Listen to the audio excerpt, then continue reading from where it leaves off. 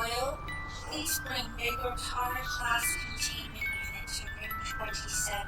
A Grotara class containment kit to room 27, please.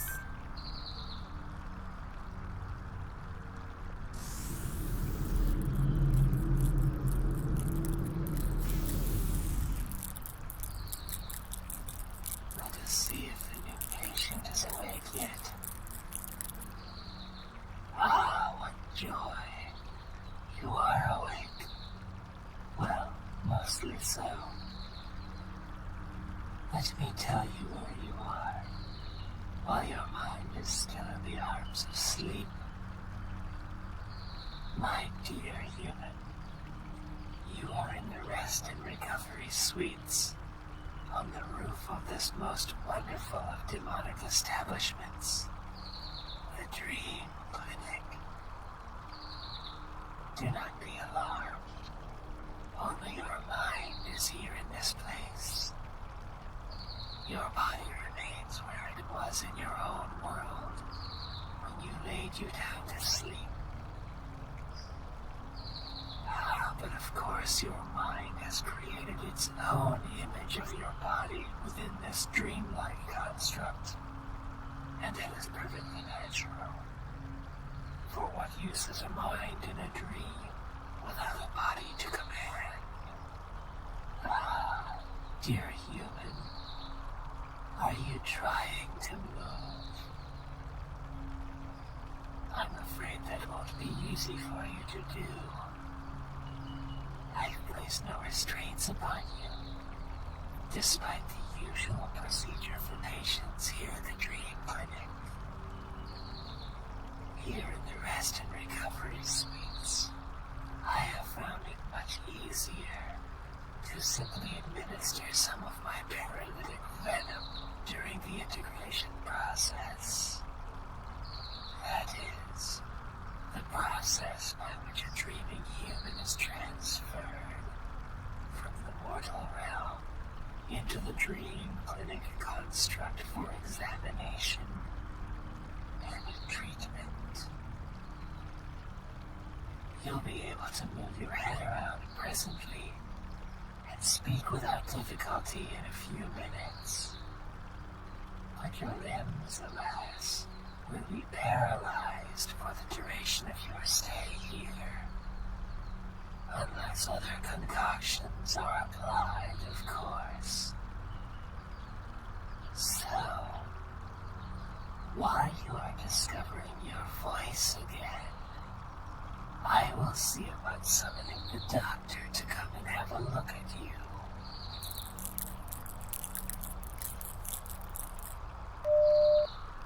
Nurse Penny. Yes, Nurse Anit? I have a new patient in Rest and Recovery Suite 5. Is Dr. Parduk available to come see them? Just a moment, Nurse Anit. I will check his schedule for this cycle. Dr. Parduk is not currently engaged. I will send him to you directly. Dr. Parduk, please proceed to Rest and Recovery Suite 5 at your convenience. A newly integrated patient awaits you. Dr. Parduk, proceed to Rest and Recovery Suite 5, please.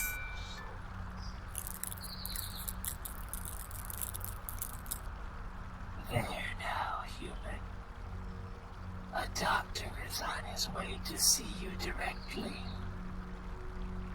Just relax until he arrives.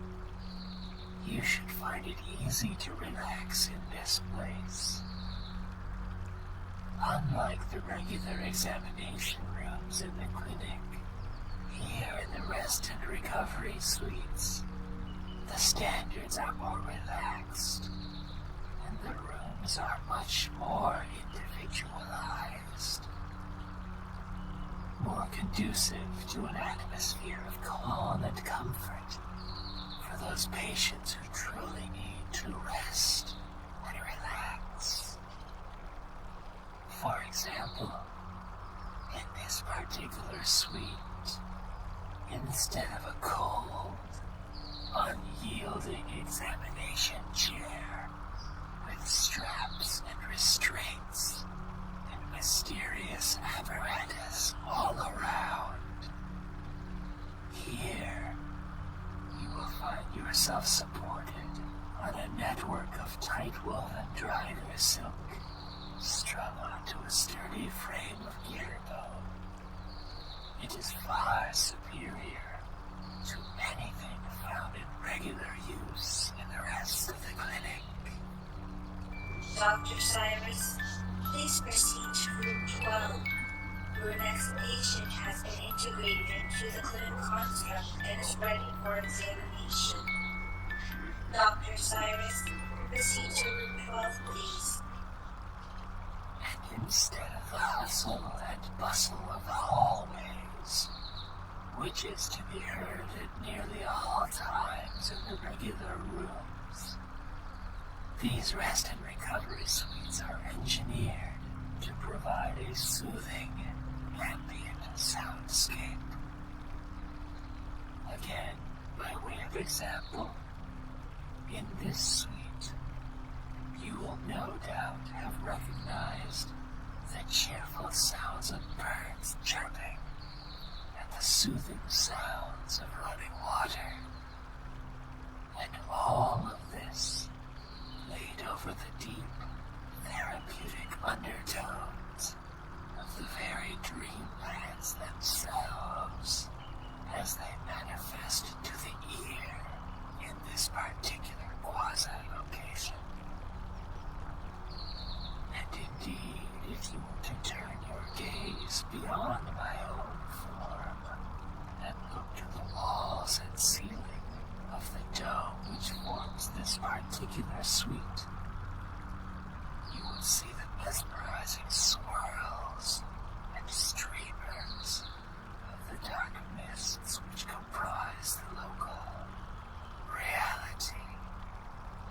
Everything you see and hear, within and without, has been calculated and chosen to induce a calm and relaxing environment, the very best we have to offer in the rest and recovery suites. Ah, you have discovered your voice at last. Splendid. You seem somewhat ill at ease, so I will endeavor to assuage your worries and fears. I will answer this question of yours, dear human, as to what I am. The closest word a human would understand would be demon. More specifically, I am a nurse engaged in the service of the dream clinic. I suppose there are folk legends about my particular sort, as there seem to be so many legends about various demons in your human folklore. Do you know aught of the tales of the Drideroi, known in some lands as the Drider? Demons with a head, arms, and torso of a human, though strangely insectile, and those human parts joined in lieu of a head to the body of a gigantic spider. Such a demon am I. Zamit is my name. And how are you called, human? A pleasure to meet you and to treat you. Dr. Belfraka, please report to Dr. Shulpur's office at your earliest convenience. Dr. Belfraka, report to Dr. Shulpur's office at your earliest convenience, please. Dr. Belfraka, report to Dr. Shulpur's office at your earliest convenience. Dr. Belfraka, report to Dr. Shulpur's office at your earliest convenience. Dr. Belfraka, report to Dr. Shulpur's office at your earliest convenience, please.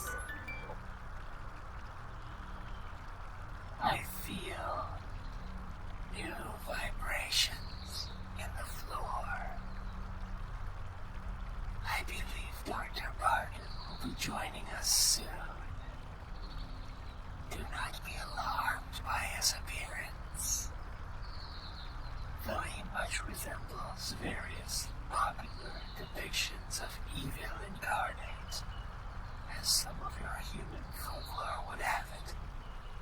He is a gentle soul and a very caring doctor. His horns, his wrinkled red skin, his bat-like wings, and his deep voice might be upsetting to some upon first encountering him. But he is one of the best doctors we have here at the clinic when it comes to taking care of patients of your sort.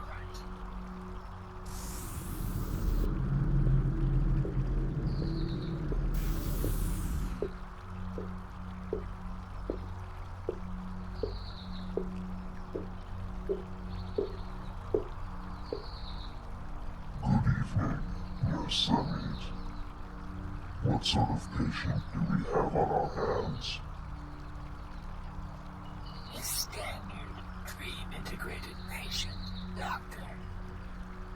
Largely immobilized, but they have regained their ability to speak. They awakened a little before Nurse Penny called for you. I have taken my usual measure of administering some of my paralytic venom to ensure that the patient does not kick up too much fuss. Unorthodox, but certainly effective. Do you have their patient profile handy? Right here, Doctor.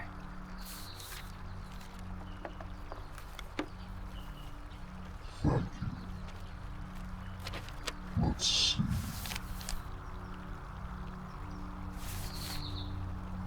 Is this all that the profile has to say on their condition? They're only described here as a nervous wreck. I'm sure if there was more, Dr. Parduk, the integration algorithms would have included it in their profile. Interesting. We'll just have to play this by ear. Greetings to you, human. I am called Dr. Parduk, and I am here to help you with your present, disorder.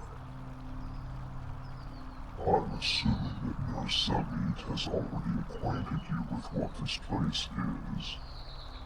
The Dream Clinic, that is. Yes. It's all a dream, of a sort. Except it's not just a dream. It's complicated. I'll freely admit that I don't fully understand how it all functions. I just work here. Dr. Luzici, please proceed to Special Care Unit Suite 4. Dr. Luzici, proceed to Special Care Unit Suite 4, please. Nurse Samit, would you say the paralytic agent will last a while yet? Very likely, yes. They should remain quite tractable and calm for you, Doctor. Thank you. I think I should like to be alone with the patient for a time, if you don't mind. Would you please step over to Suite 6 and look in on Nurse Harbatkin for me? She seems to be doing much better today, but I rather think she could use some nice, quiet company. Only, don't mention the cat. Don't mention the cat. Right. I'll bring her some more knitting supplies and sit and talk with her for a time. I wonder why she dislikes noodles the way she does.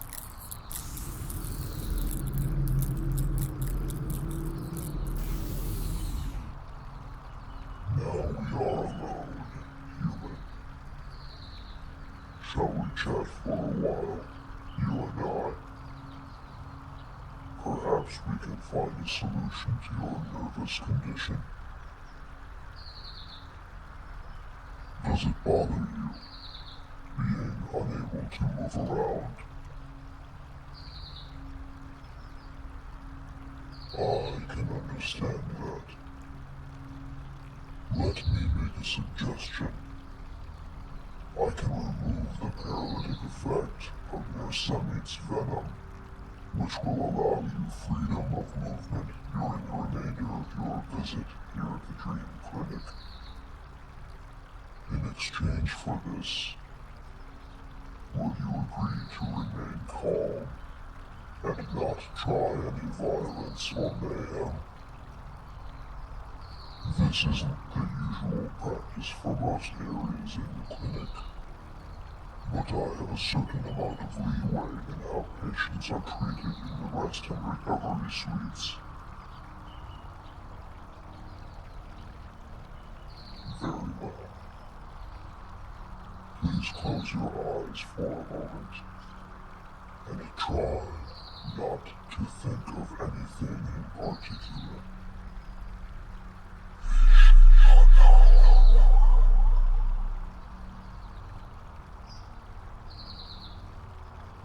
You should feel the paralytic effects fading in just a moment, human. Pray, tell me your name, if you would. A pleasure to meet you. I'm afraid that names are not a part of the information gathered into patient profiles here at the clinic. And indeed, when dealing with demons, the telling of names is not always a common thing, as I have heard that it is among humans. You may call me Parduk. Do you feel the paralysis fading yet? Good. Feel free to get up and stretch if you like. Nersemite has a particular knack for constructing exceptionally comfortable web structures to support reclining patients. But not all humans prefer lounging in spiderwebs, I find.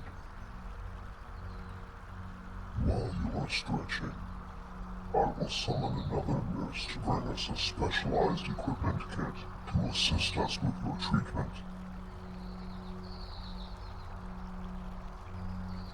What kind of equipment?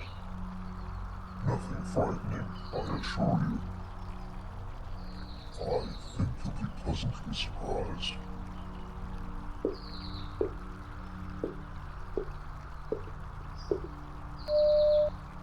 Nurse Penny. What is it, Dr. Parduk? I require a tea service. One of the good ones. To be brought to Rest and Recovery Suite 5, please. Tea and cake and cookies with spice and things that are warm and tasty and nice. A moment, Dr. Parduk. Nurse Monona, please bring in number 12 tea service to Rest and Recovery Suite 5. A number 12 tea service to Rest and Recovery Suite 5, please.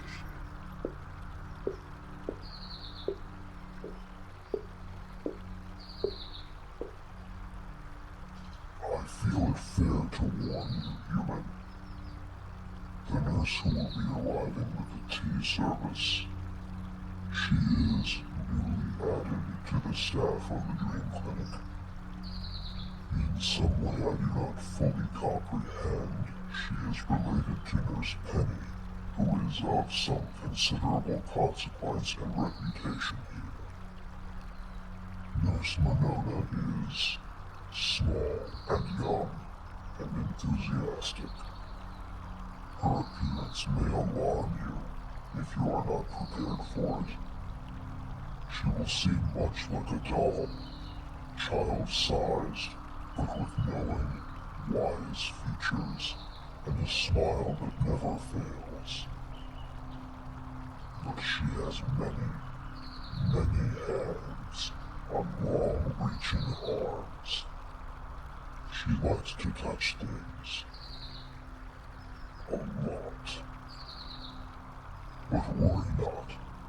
I will gently reprimand her if she becomes overly fascinated with you. She is learning to control herself. But as I said, she is new here. Please keep that in mind. Now, while we await the arrival of the tea service, your patient profile, I believe I mentioned earlier, lists your general condition as a nervous wreck. I would not presume to make any specific assumptions about your life, or the way you choose to live it. Though, of course, some things in life do not always go as we would have them. But would I be far off the mark if I were to guess that many factors in your life are not ideal?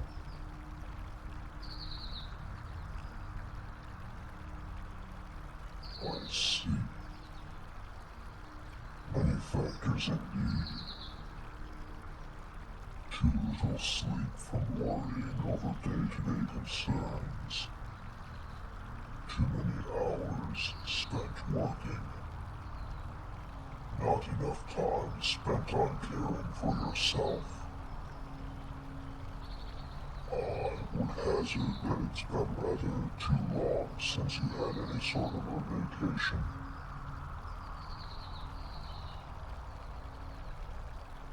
And you don't have many people that you can easily talk to about any of these conditions. You have my sympathies, human. I see this sort of thing all too often. It is not within my skill to cure, but I can at least offer some advice, as well as some assistance in dealing with some of the symptoms. Nurse Ulka, please report to the mortuary wing, chamber 12. Nurse Ulka, report to the mortuary wing, chamber 12, please. Having so many stress-producing factors in your life can take a toll on a person, humans and demons alike. Too much stress is not good for anyone, and it can be difficult for one being to tell another how to deal with this stress. To say, do this and do that, and you will be happier. That's not how this works. What I can do, however, I will. As I mentioned before, human, what you are experiencing here in the dream clinic is just that. A dream. Or near enough as makes no difference. Have you ever had a dream in which time seemed to slow down?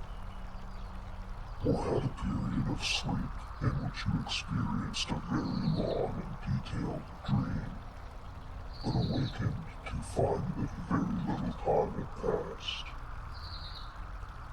Here at the Dream Clinic, we can control that time factor artificially, so that what you might experience as some days or even weeks of consecutive time would seem as mere seconds in the waking world.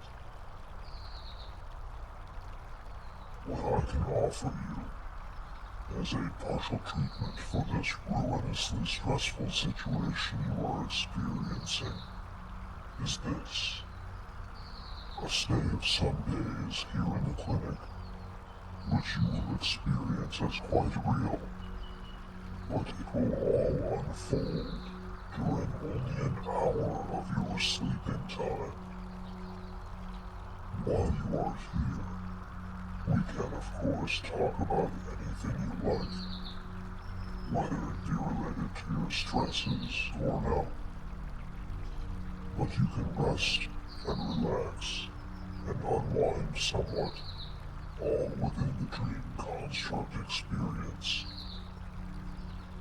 When you're away from your stay here, you'll not only be well rested, but you'll feel as though you've had a week of the most restorative sleep, unhampered by any of the things you would normally be obliged to do. Any of the things which grind you down and wear you out.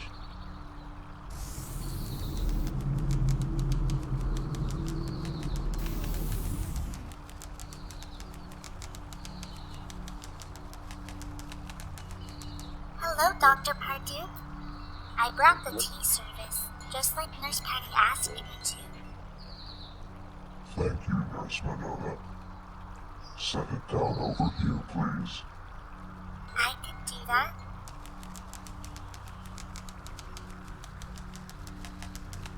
Right here? Is this good? Yes, that will do quite nicely.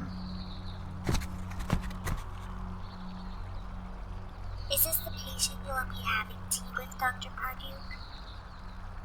Yes, Nurse Monona. You may move along now, Nurse Monona.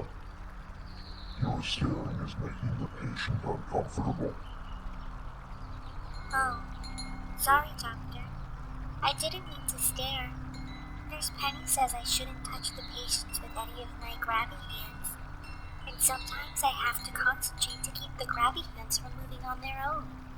So I stare a lot. I'm sorry. You are still learning to interact with humans, Nurse Monona. Your self-control will improve with time. Go back to Nurse Penny and see what else she has for you to do. And if you perform all your tasks to her satisfaction, then when your shift is over, I will take you down to the Hellhound enclosure, and you can pet all the puppies. Puppies. I love how puppies. Thank you, Doctor. I'll be back to the duty station now. Goodbye, human. Puppies, puppies, puppies, puppies, puppies.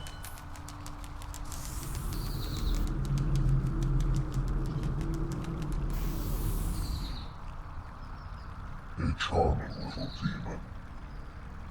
I'm not sure where Nurse Penny found her, but she has the makings of a passable clinic nurse, given time and proper instruction. Nurse Parduk, please bring a silver-edged bone saw and a number 3 amputation kit to room 10. A silver-edged bone saw and a number 3 amputation kit to room 1, please.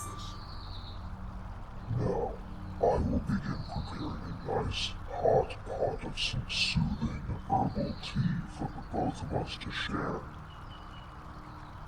Please, do feel free to ask any questions of me while I'm about it. Or tell me of yourself and what stresses you. Or really tell me anything at all. Anything that comes to mind. After all, this really is a time for you to rest and to some extent recover from the rigors of daily life, at least for a time.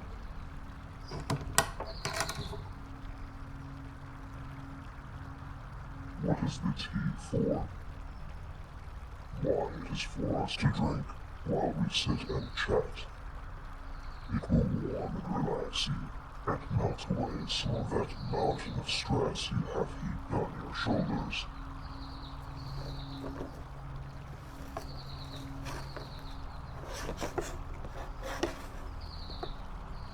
Ah, you want to know if what I'm missing has any specific medicinal virtues?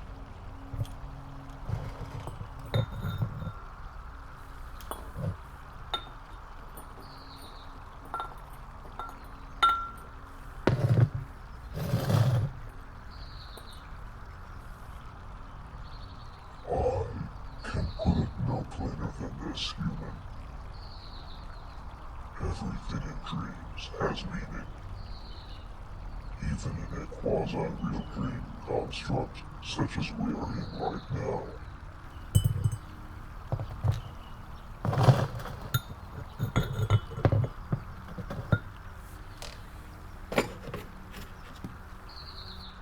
It is still a dream, wherein what few rules that govern dreams still apply. Everything has meaning.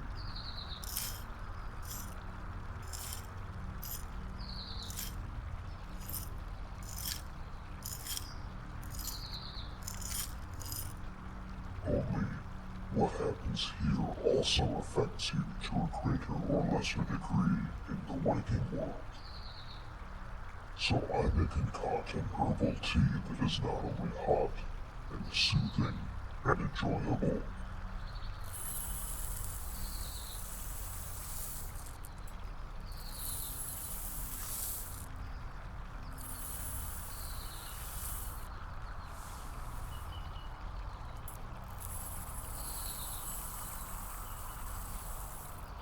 but also containing certain ingredients that are either healing on their own or are given such virtue by my will imposed upon them.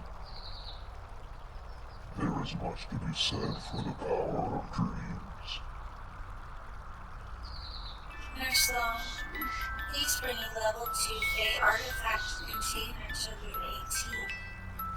A level 2 Fey artifact container to room 18, please. What was that? Ah, the Fey artifact container. Well, you see, sometimes we get patients here at the clinic, and certain portions or parts of their anatomy have been replaced with artifacts implanted by the Fae. It might be something simple, like an anomalous tooth or fingernail, something like that. Or it might be something more dire, like the larval tooth fairy accidentally swallowed during the process of losing a tooth while sleeping. Such tooth fairy larvae can implant themselves in the body and eventually... Oh dear. I'm so sorry, human. I didn't mean to put such a horrible image into your mind. Let's talk about something else. I've helped a great many patients in my time here at the clinic, including numerous cases of chronic stress. Some of the humans I have treated have been surprised to learn just how much control they themselves can have over their stress. Which is not to say that they can just tell it to go away. If only it were that simple. What surprised them most is when they come to understand that it is okay for them to allow themselves to acknowledge the stress. And it is likewise acceptable for them to take the time to deal with it in what ways they can. For example, if a task is stressing you overmuch, acknowledge that. Tell yourself that you need a break, and then act on that statement.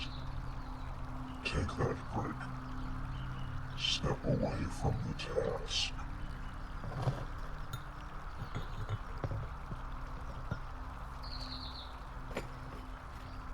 Breathe. Stretch. Move around. Come back to the task later. If your job is a cause of stress, acknowledge that. Take steps to mitigate the stress, if you see a way to do so.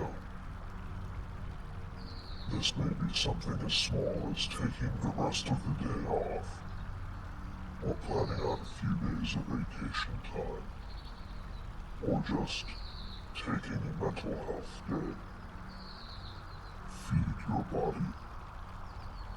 Poor eating can aggravate other stresses. Take the time to prepare a nice meal for yourself, or treat yourself to a meal you enjoy at your favorite restaurant. Take the time for yourself. Listen to some music.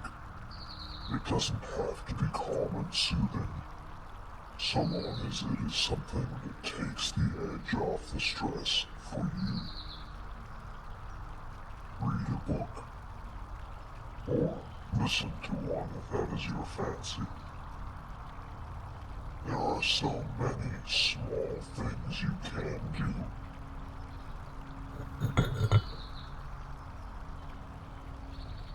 They will not instantly relieve you of your burden of stress, and they will not wave away the things that are causing you to worry.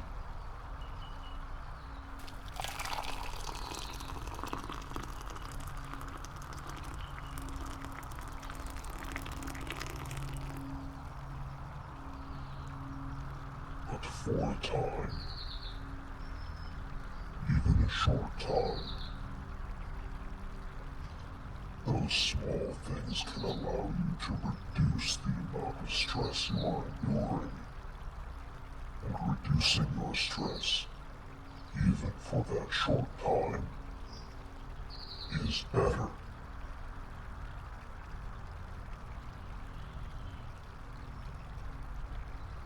And I believe the tea has finished steeping. I will pour a cup for each of us.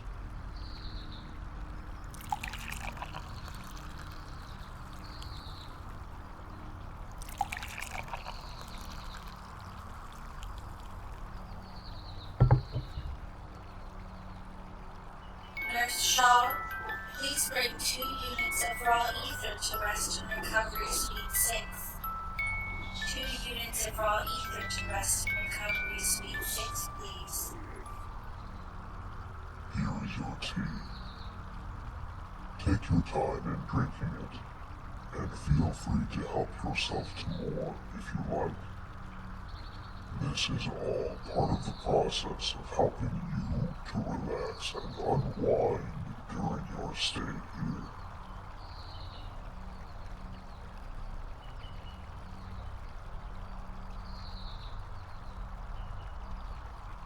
You have a question?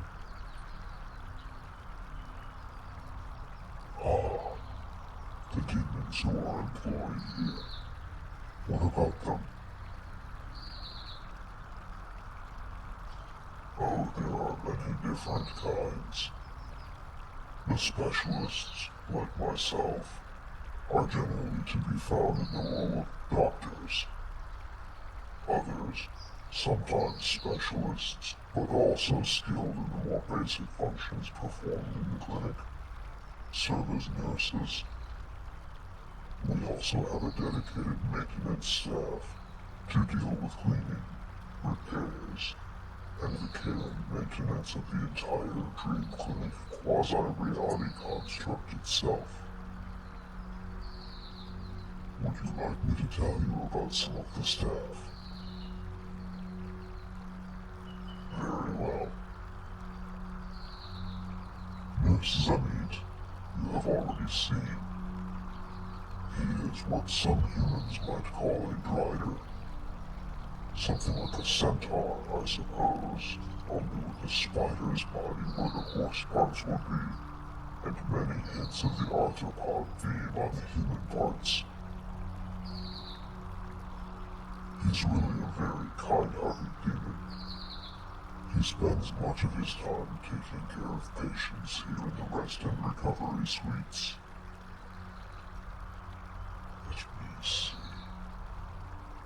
The voice we keep hearing on the intercom in the public address system is Nurse Penny. She is a strange one indeed. Being around her is difficult. She has quite the overwhelming personality, and some of our staff cannot stay in her presence for very long. She is tall and slim, and wears rather severely tailored nurse's garb. I myself do not care to cast my gaze on her overlong when I see her, but I and several of the clinic staff have observed that she doesn't exactly appear to touch the ground when she moves. It's hard to tell what with the floor-length skirt of her garments, but it seems that she glides rather than walks. Also, her shadow is unnaturally black, no matter the lighting, and it is full of stars, like looking out a window on a dark night into a clear sky. And her eyes, solid black, and they appear to stare right through one and into one's soul. Dr. Girox, Dr. Lerox, please proceed to Surgical Theater 8. Your patient has been prepared and is ready for dissection. Dr. Girox, Dr. Lerox, proceed to Surgical Theater 8, please. But, however, she is an incredibly skilled nurse, and one of the most accomplished anesthetists we have in the clinic. She is also quite competent to operate the duty station, directing most of the cycle-to-cycle activities within the construct.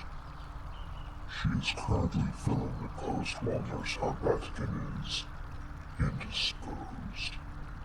Speaking of whom, I shall tell you about Nurse Harbatkin, the old battle axe. Nurse Harbatkin is the clinic's usual duty station nurse. How best to describe her?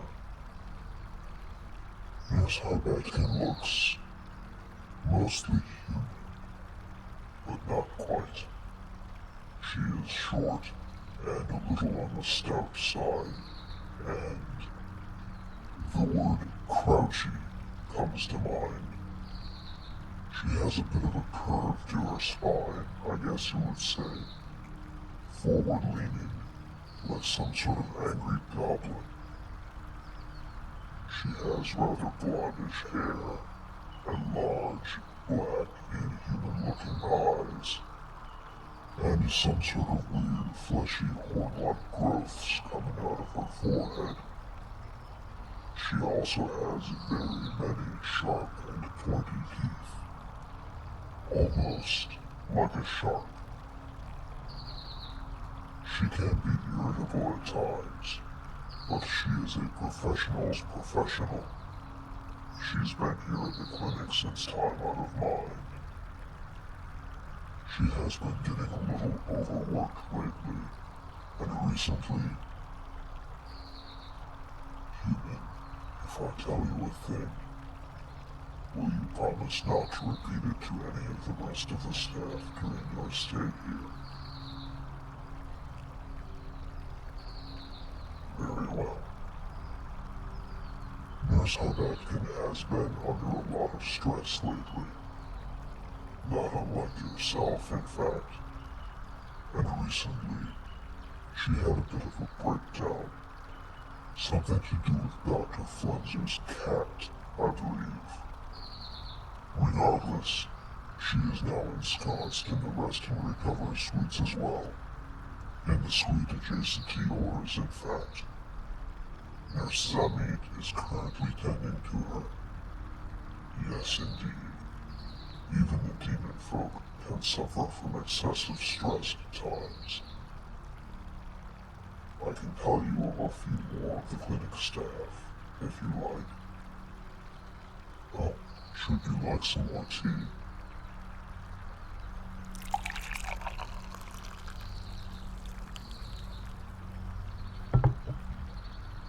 So, there is Nurse Devlin. He is large, tall, well-muscled, and green. Very deep-voiced is he. Nurse Audrey, who studies human information systems as a hobby, once told me that Nurse Declan very closely fits the general parameters of what many fantasy and science fiction writers describe as at work. I am not so well versed on human subcultures of literature, but I will take Nurse Avi's word on the matter. Nurse Avi, now, he is an interesting individual as well. Nurse Avi is an artificial virtual intelligence created by Dr. Thra, one of our resident physicians. Nurse Avi is shaped much like a human, but made of smooth, sleek panels of white and purple material, somewhat akin to bone or plastic. Android. I suppose that description fits well enough, though he is more than just an artificial entity. Like all truly sentient beings, be they human or demon, or advanced artificial intelligence, he is possessed of a soul. His creator, Dr. Thra, is one of the physicians in charge of the clinic's special care unit. He is vaguely humanoid, but with reptilian features and large, flabby hands like those of a gecko. Do you know about geckos, human? Just so. Hands like a gecko, and wrinkly skin, and large, unblinking eyes, and a very wide mouth full of little, pointy teeth. He deals with some of the more obscure cases we sometimes receive in the dream clinic. For example, some time ago, I recall he had a patient who had been in some sort of a coma for 3 weeks following an auto accident, severely burned, and generally not in very good condition. Dr. Thra and Nurse Avi performed a regenerative dream therapy procedure on the patient while they were in the special care unit, which was able to repair the burned tissue on the patient's body in the waking world. Eventually, the patient was discharged and awakened in a perfectly healed body, much to the amazement, I imagine, of their human physicians. Nurse Monona, please report to the Staff Supply Dispensary, Level 3. Nurse Monona, report to the Staff Supply Dispensary, Level 3, please. Let me see. One more description, I think, and then I must make my rounds. Dr. Suleiman.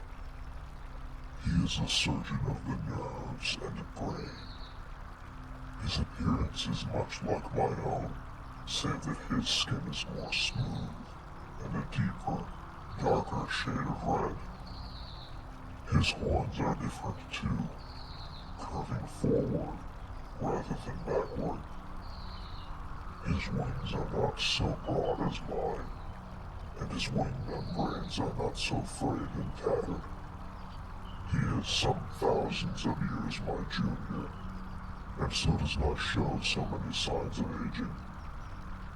Also, his hooves are cloven, whereas mine are not. There are other subtle differences, but those are the most evident. It is often remarked by those humans who have frequent and repeated dealings with demons that this physical type, what Dr. Fletcher calls the Red Devil archetype, is rather common among demons who occasionally venture into the waking world. But now, human, I must leave you for a time. I shall return later to look in on you and have someone bring you a meal, even though you are still technically dreaming. Some food will do your dream self good. In the meantime, Why don't you climb back into that comfortable arrangement of webbing that Nurse Samid was so kind to make for you? You may lounge there and enjoy some more of the tea, and likewise enjoy the swirling mists beyond the clear walls of the suite. Relax your mind, and forget for a time those things in your waking life that are weighing so heavily upon you. Rest well, and begin the process of recovery. I shall see you later. Until then,